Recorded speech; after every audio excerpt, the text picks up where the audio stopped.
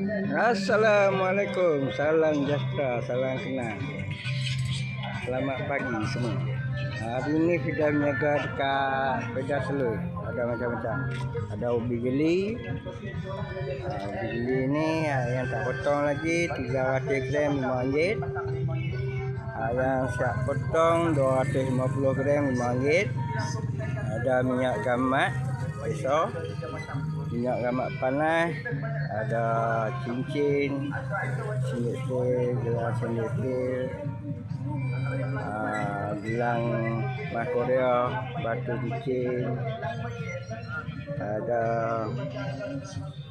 jeruk, ada yang ubi geli betul besar RM10, yang ubi geli betul kecil RM6, coklat ayam mineral.